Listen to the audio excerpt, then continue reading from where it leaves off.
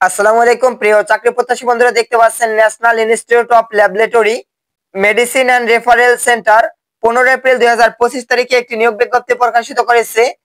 এই সার্কুলার সম্পর্কে ভিডিওতে আমরা বিস্তারিত আলোচনা করব।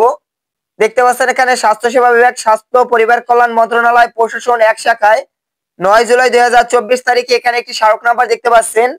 18 মার্চ 2025 তারিখে একটি স্মারক নাম্বার দেখতে পাচ্ছেন।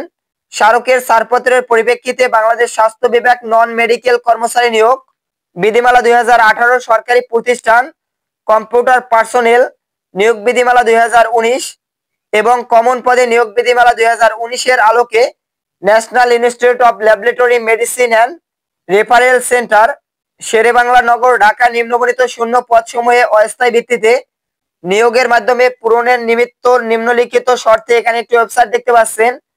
ওয়েবসাইটের মাধ্যমে বাংলাদেশি প্রকৃত নাগরিকদের নিকট হতে দরখাস্তের আহ্বান করা যাচ্ছে। এখানে বাংলাদেশের সকল জেলা থেকে আবেদন করতে পারবেন। কম্পিউটার অপারেটর নিয়োগ করা হবে, দেখতে পাচ্ছেন এখানে একজন। বিজ্ঞান বিভাগে স্নাতক সম্মান বা সমানের ডিগ্রি থাকলে আবেদন করতে পারবেন। টাইপিং গতি প্রতি মিনিটে এখানে বাংলা 25 শব্দ এবং ইংরেজি 30 শব্দ থাকতে হবে। সহকারী লাইব্রেরিয়ান নিয়োগ করা হবে একজন।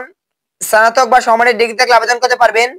কোন শিক্ষিত প্রতিষ্ঠান হতে গ্রন্থকার বিজ্ঞানের ডিপ্লোমা ডিগ্রি, কম্পিউটার চালানো দক্ষতা অথবা কোন শিক্ষিত বিশ্ববিদ্যালয় হতে গ্রন্থকার বিজ্ঞান বা গ্রন্থকার ও তথ্য বিজ্ঞান বিষয়ে স্নাতক সম্মান বা সমানের ডিগ্রি এবং কম্পিউটার পরিচালনায় দক্ষতা থাকলে আবেদন করা যাবে।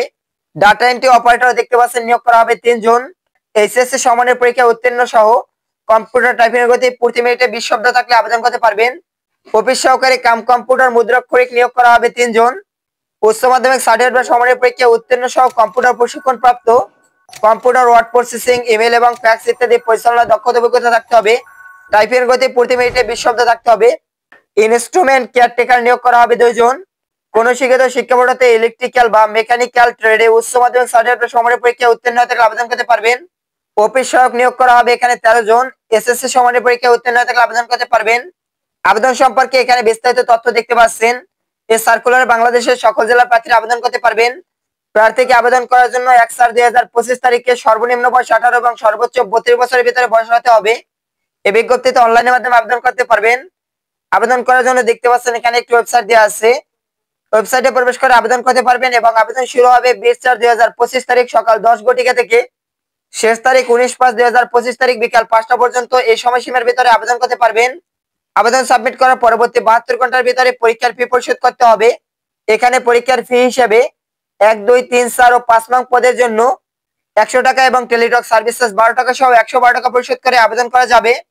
এবং ক্রমিক 6 নং পদে 50 টাকা আবেদন ফি পরিশোধ করে এবং 6 টাকা সার্ভিস চার্জ বাবদ মোট 56 টাকা আবেদন ফি পরিশোধ করে আবেদন করতে পারবেন। এসএমএস ফরম্যাটটি কিভাবে লিখে টাকা পরিশোধ করতে হবে এই বিষয়ে এখানে দেওয়া রয়েছে, এখান থেকে বিস্তারিত দেখে নেবেন। আশা করি সার্কুলার সম্পর্কে বিস্তারিত বুঝতে পারছেন। সার্কুলার সম্পর্কে যে কোনো প্রশ্ন থাকলে কমেন্টের মাধ্যমে জানিয়ে দিতে পারেন।